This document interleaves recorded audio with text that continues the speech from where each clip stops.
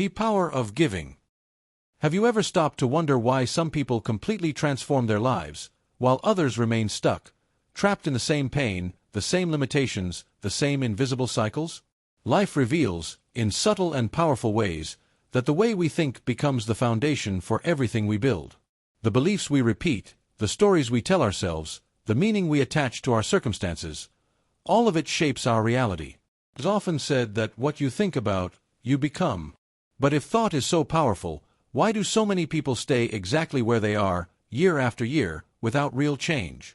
The answer may lie in a simple story, one that reflects more of your own life than you might expect. Picture a crowded train station. The metallic echo of trains sliding along the tracks, the hurried footsteps of people chasing time, the distant announcements blending into noise. And in the middle of all that movement, there was a man standing still. A beggar. His life was reduced to a single gesture, extending his hand, hoping for coins, surviving one day at a time. He didn't dream anymore. He didn't plan. He simply existed, waiting for someone else to decide his worth. One day, in the middle of the crowd, his eyes met those of a man who seemed to carry something different.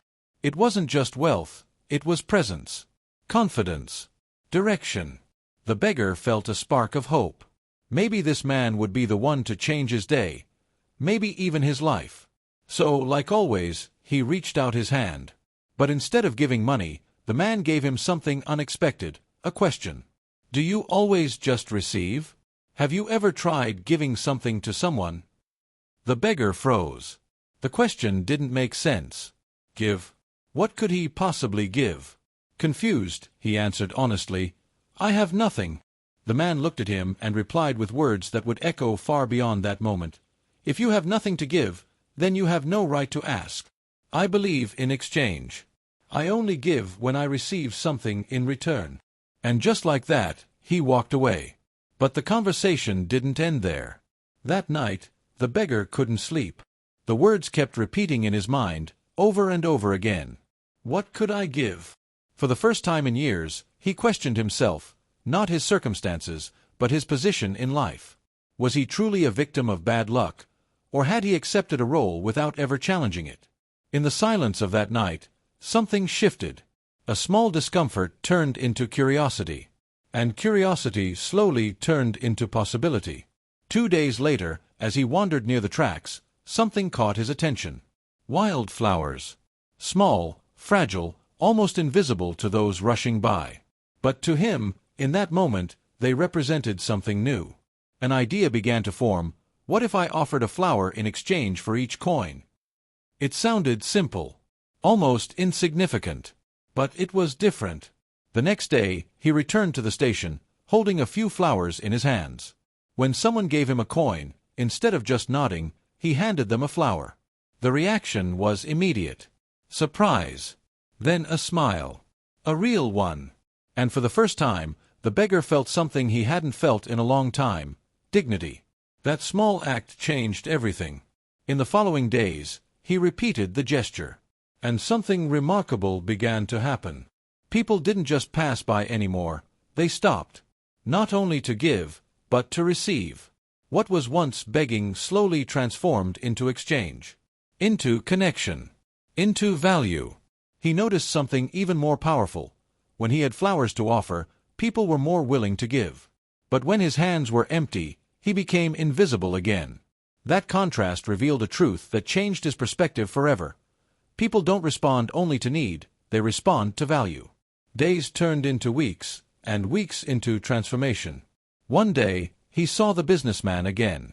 This time, he didn't approach him as someone in need, but as someone with something to offer. With excitement in his voice, he said, "Now I have something to give. If you give me money, I will give you flowers in return." The man smiled, recognizing the shift instantly. "Now you understand the power of exchange," he said. "Today, you are no longer just a beggar, you are a businessman." Those words didn't just describe him, they redefined him. With the small amount of money he had saved, he went to the market and bought more flowers. He returned to the station, not as someone asking for help, but as someone offering value. The difference was immediate. People looked at him differently. They made eye contact. They spoke to him. They respected him. What he received was no longer charity, it was earned. 6 months later, the station told a different story. Among the crowd, there was a man walking with confidence, dressed with care, carrying himself with purpose. The weight of humiliation had been replaced by something stronger: identity.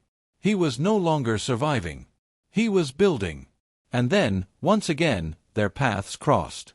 The former beggar approached the businessman, this time with a calm smile. "We've met before," he said. "I was the man with nothing, the one you challenged. Today, I have my own business. I travel, I grow, I create." The businessman looked at him, impressed. "What changed?" he asked. And the answer came without hesitation. "I realized that I only receive when I'm willing to give. I was never just a beggar. I was always capable of more. I just needed to believe it." In that moment, there was no difference between them. No hierarchy. No distance. Just two men connected by one truth: value begins within. This story reminds us of something essential. There is no fixed destiny. There is only perception, belief, and action. The moment you change how you see yourself, you change how the world responds to you. The beggar didn't escape his reality by luck. He transformed it by shifting his role, from someone who waits to someone who offers. And now the question is yours to answer. What are you offering to the world? How have you been seeing yourself? Is it possible that, within you, there is something valuable, something powerful, waiting for the moment you decide to use it? Because the truth is simple, yet life-changing. There is always something you can give. A skill. A word. A gesture. Even something as small as a flower. And sometimes, that small act is enough to transform everything. If this message resonates with you, remember, your value is not defined by what you lack, but by what you choose to give. Share this message with someone who needs to hear it. And before you go, ask yourself one final question. What is the flower you are ready to offer the world today?